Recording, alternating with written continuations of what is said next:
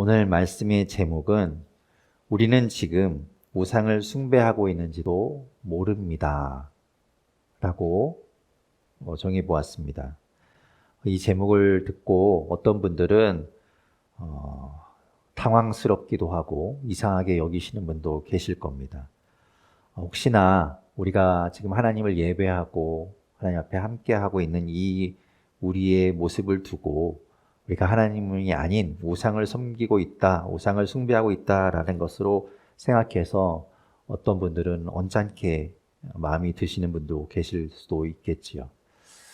저 목사가 무슨 소리를 하려는 것인가, 폭탄 선언을 하려는 것인가, 이렇게 생각하시는 분들이 계실 수도 있고, 그래서 어쩌면 지금 이 자리를 박차고 나가거나 아니면 또 온라인으로 예배드리는 분들 가운데는 이 창을 닫아버리려고 하시는 분들도 계시겠지만 잠시만 제 이야기를 한번 들어보십시오.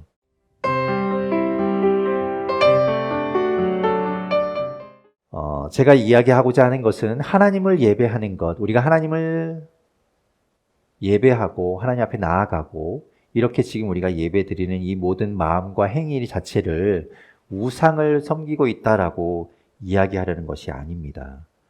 당연하죠. 저는 목사로서 지금 이 자리에 서 있으니까요. 하나님은 우상이 아닙니다. 오히려 그렇게 비교하는 것 자체가 말이 안 됩니다. 그러니까 다시 한번 말씀드리지만 우리가 하나님을 예배하고 하나님을 경배하고 하나님을 찬양하고 하나님을 믿고 하나님 앞에 나아가는 이 모든 것이 우상을 숭배하는 것이다 라고 말하려는 것 아닙니다. 거기에 대해서 오해 없으시기를 바랍니다. 그러면 무슨 말인가? 우리가 하나님을 믿는다고 이야기하고 하나님의 사람으로 이 땅을 살아간다고 말함에도 불구하고 어쩌면 우리는 지금 동시에 하나님을 예배한다고 말하면서 동시에 우상을 숭배하고 있는지도 모른다는 말입니다. 이 자리에서 하나님을 예배하고 있으면서도 우리는 우상을 숭배할 수 있다는 말이죠. 우상을 섬기고 있는지도 모르는 겁니다. 무슨 소린가? 우상을 숭배하다니 우리가 무슨 바보인 줄 아나? 우리는 그리스도인으로 예수 그리스도를 믿는 사람으로 예수 그리스도를 믿기로 작정했는데 그런 바보 같은 짓을 할 리가 없지 않은가? 우상은 쳐다도 보지 않는데 그런 행동을 해본 적도 없는데 무슨 말을 하는 것인가? 그런 반발심이 생길 수도 있겠습니다. 그러나 오늘 이 말씀을 다 살펴보고 난 후에도 우상과는 상관없다는 그 마음이 변치 않기를 저는 간절히 바랍니다. 그리고 또 실제로 여러분이 그렇게 우상과 상관없는 그런 삶을 살기를 저는 간절히 소망합니다. 이 본문은 사실 우리가 교회력을 따라서 계속해서 말씀을 보고 있지만 교회력을 따른 말씀이 아닙니다. 개척교회 목사님들이 모여서 매주 이제 말씀을 묵상하고 연구하고 있는데 그때 나눴던 이번 주에 나눴던 말씀입니다. 그런데 이 말씀을 제가 쭉 묵상하고 이 말씀을 보는 가운데 한 구절이 한 문장이 제 눈을 붙들었습니다. 그 말씀은 무엇인가 하면 7절 뒷부분에 있는 말씀인데요. 이렇습니다. 여러분은 그들과 같이 우상 숭배자가 되어서는 안 됩니다. 라는 이 말이 저의 눈을 붙들었습니다. 왜 이 문장이 제 눈에 들어왔는가 하면 지금 여기서 이야기하고 있는 사도 바울이 말하고 있는 이 여러분은 고린도 교회의 성도들이기 때문에 그렇습니다. 그리스도인인 사람들, 성도라 불리는 사람들, 그들에게 우상 숭배하지 말라고 사도 바울이 이야기하고 있는 것이죠. 아직 예수 그리스도를 믿지 않는 사람들, 그래서 이전에 행했던 것처럼 이방신들을 섬기고 우상을 섬기고 그렇게 살아온 사람들에게는 충분히 할 만한 이야기이지만 지금 예수 그리스도를 믿고 하나님의 사람으로 성도가 되었다고 그리스도인이 되었다고 말하는 사람들에게 우상을 숭배하지 말라고 말하는 것은 뭔가 좀 어울리지 않는다라고 생각되었습니다. 그럼에도 불구하고 바울이 이렇게 말하는 것은, 그렇게 말하는 뜻은 그리스도임에도 교회 안에도 우상을 숭배하는 사람들이 있다는 것이고 또한 있을 가능성이 충분하다는 것을 말해주고 있는 것이죠. 그렇다면 그때만이 아니라 지금에도, 지금 우리 안에도, 교회 안에도, 그리스도인 안에도 얼마든지 우상을 숭배하는 사람들이 있다는 것이고 있을 수 있다는 것을 말해주는 겁니다. 사도 바울은 오늘 본문을 이야기하면서 오래전에 있었던 구약의 사건들과 그 조상들의 이야기를 언급하면서 그 사건들을 가지고 본보기를 삼으라고 이야기합니다. 그러면서 오늘 본문은 이렇게 시작하지요. 오늘 본문 1절에서부터 4절 말씀을 같이 읽어보겠습니다. 1절부터 4절 말씀 함께 읽겠습니다. 시작. 나는 여러분이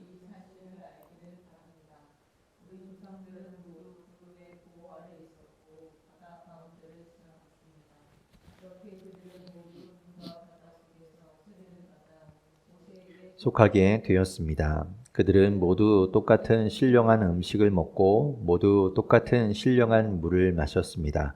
그들은 자기들과 동행하는 신령한 바위에서 물을 마신 것입니다. 그 바위는 그리스도였습니다. 아멘. 바울이 이야기하죠. 형제 자매 여러분이라고 이야기합니다. 그들은 믿음의 형제 자매를 이야기하는 겁니다. 전혀 믿음이 없는 교회 밖에 있는 사람들을 향해서 이야기하는 것이 아니라 믿음의 공동체 안에 있는 형제 자매들, 그들에게 지금 이야기하고 있는 겁니다. 그러면서 강조하죠. 구약에서 기록되어 있는, 구약에서 이야기하는 그 믿음의 조상들, 특히나 이집트에서 하나님의 구원을 받아 그곳을 빠져나온 이스라엘 백성들을 언급합니다. 그러면서 그들이 우리가 아는 것처럼 홍해를 건넌 그 사건을 두고는 세례를 받은 것이라고 이야기합니다. 그렇게 해석을 하고 있습니다. 우리가 세례를 받을 때는 예수 그리스도를 믿는 믿음으로 세례를 받지요. 그러면서 이전에 그리스도를 믿기 전에 나는 죽고 이제는 부활하신 주님과 함께 그 새로운 삶을, 새로운 나로 살아가겠다고 나타내는 그 표식이, 그 예식이 바로 세례 아닙니까? 그런데 그것처럼 이집트에서 하나님을 따라서 하나님의 인도함을 받아서 나온 이스라엘 백성들이 홍해를 건너서 그 물 가운데를 지나간 것은 이전에 그들은 죽고 이제는 하나님과 함께하는 새로운 하나님의 백성으로, 온전한 하나님의 백성으로 살아가게 됨을 뜻하는 세례라고 사도 바울은 이야기하고 있는 겁니다. 그들은 거듭난 하나님의 백성이 된 겁니다. 그리고 그들 모두는 함께 신령한 음식을 나누고 신령한 물을 마시는 하나의 믿음의 공동체, 하나의 하나님의 백성이 된 것이지요. 그런데 그들 가운데 멸망하는 사람이 생겼습니다. 하나님의 백성으로 거듭났는데, 지금으로 말하면 예수 그리스도를 믿고 그리스도인이 되었고 구원받았음에도 불구하고, 그렇게 확신하고 세례를 받았음에도 불구하고 멸망하는 사람이 있더라는 겁니다. 사도 바울이 그들을 본보기 삼으라고 이야기하죠. 어떤 사람이 멸망했는가? 어떤 사람이 멸망당했는가? 우리가 그것을 보고 우리가 교훈을 삼아야 한다는 겁니다. 하나님의 백성임에도 불구하고 멸망당했던 그 사람들은 누구인가? 어떤 사람들이 도대체 하나님의 백성임에도 불구하고 멸망당했는가? 오늘 본문 5절에서부터 7절에 이렇게 말씀합니다. 오늘 본문 5절부터 7절까지 말씀 같이 읽어보겠습니다. 시작. 그러나 그들의 대다수를 하나님께서는 좋아하지 않으셨습니다.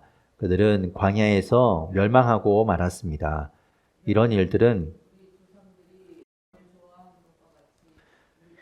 좋아하는 사람이 되어서는 안 된다는 것을 우리에게 가르쳐주는 본보기가 되었습니다. 그들 가운데 얼마는 우상을 숭배했습니다. 성경에 기록하기를 백성들이 앉아서 먹고 마셨으며 일어서서 춤을 추었다 하였습니다. 여러분은 그들과 같이 우상 숭배자가 되어서는 안 됩니다. 아멘. 여러분 뭐라고 이야기합니까? 사도 바울이 이야기하기를 심지어 하나님의 백성 가운데 대다수가, 그죠? 대다수가 악을 행하였고 그렇기 때문에 하나님이 그들을 좋아하지 않으셔서 멸망하고 말았다. 이렇게 이야기합니다. 하나님의 백성, 그들 가운데 일부분이겠지, 몇 사람이겠지가 아니라 대다수라고 이야기해요. 그들이 왜 악을 좋아했다고 이야기하는가? 그것을 구체적으로는 우상을 숭배했다고 이야기합니다. 우상을 숭배한 사람들이 대다수였고 그들이 멸망을 당했다는 거예요. 하나님의 백성임에도 불구하고 말이죠. 저는 이 사실이 새삼 충격적으로 다가왔습니다. 아니, 어떻게 그럴 수 있을까? 하나님의 사람이라고 하는 사람들, 하나님의 백성, 거듭난 사람들, 그리스도인, 성도, 목사, 장로, 집사, 찬양 인도자, 누구라도 할 것 없이 그들 가운데 대다수가 우상을 숭배한다는 것이죠. 그러니 놀라지 않을 수 있겠습니까? 사도 바울이 이야기하는 겁니다.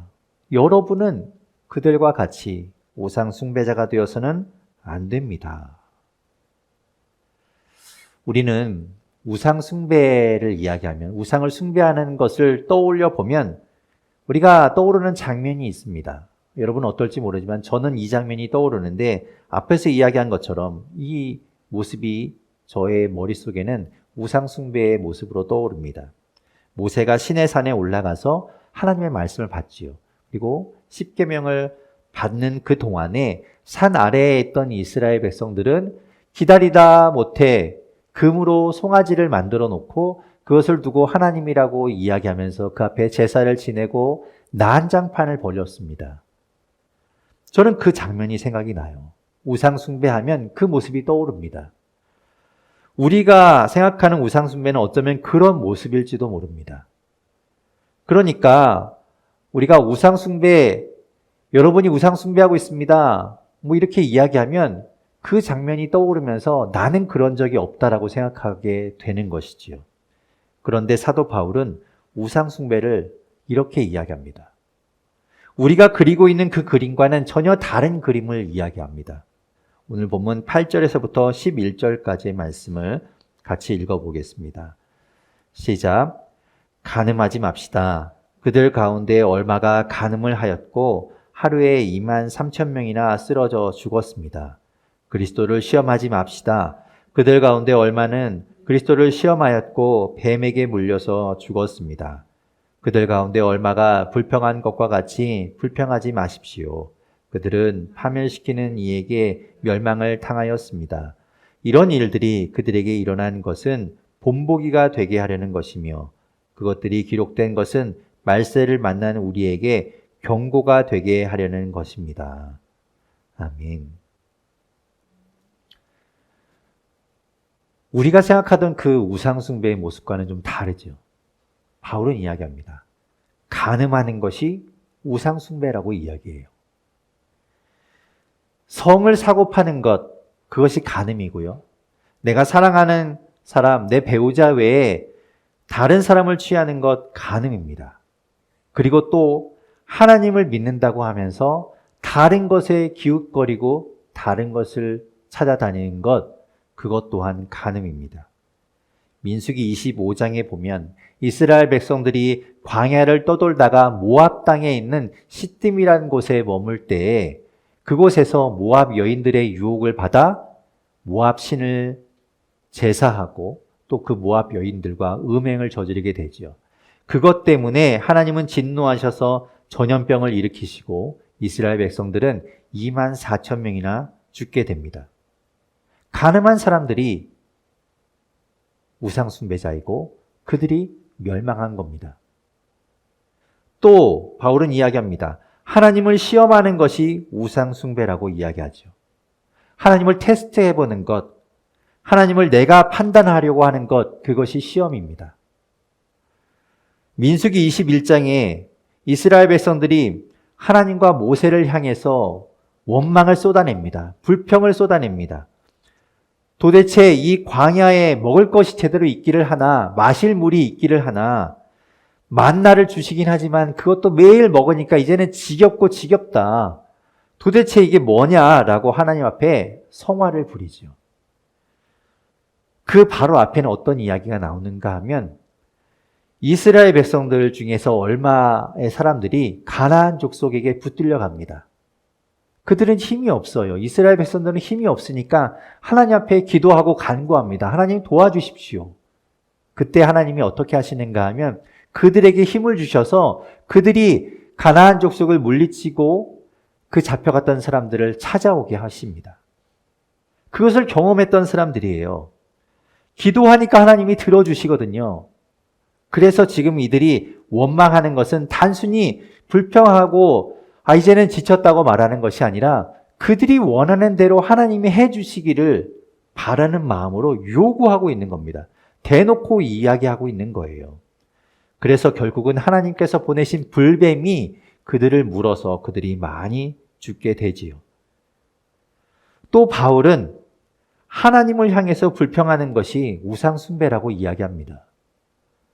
지금 이야기했던 그 사건에서처럼 겨우 이게 뭐냐? 언제 내가 이런 거 달라고 했냐? 이거 주려고 나를 이렇게 고생시켰냐? 라고 불평하고 따진다는 거예요. 이스라엘 백성들이 광야에서 매일매일 하던 일이 그겁니다. 매일 하나님 불평했어요. 매일 하나님께 원망했어요. 이러려고 이집트에서 우리를 끌고 나왔습니까? 이러다가 여기서 우리 다 굶어 죽고 목말라 죽고 여기서 우리가 다 말라 죽겠습니다. 이렇게 불평했지요. 그러다가 하나님께 벌을 받아 죽어도 또 조금 시간이 지나면 또 불평했습니다. 그랬던 사람들이었죠. 사도 바울은 그런 일들이 다 우상 숭배라고 이야기하고 있는 겁니다. 왜 그것이 우상 숭배일까요? 왜 나무나 목상으로 된 어떤 형상이 아니라 금으로 만든 어떤 형상이 아니라 그런 일들이 왜 우상 숭배라고 말하는 것일까요? 그것은 하나님을 믿는다고 하면서도 하나님의 백성이라고 하면서도 하나님은 내 아버지라고 말하면서도 정작 하나님을 믿지 않아서 생기는 그런 현상이기 때문에 그렇습니다. 오늘 본문 13절 말씀을 같이 읽어보겠습니다. 오늘 본문 13절 함께 읽겠습니다. 시작. 여러분은 사람이 흔히 겪는 시련 밖에 다른 시련을 당한 적이 없습니다. 하나님은 신실하십니다. 여러분이 감당할 수 있는 능력 이상으로 시련을 겪는 것을 하나님은 허락하지 않으십니다.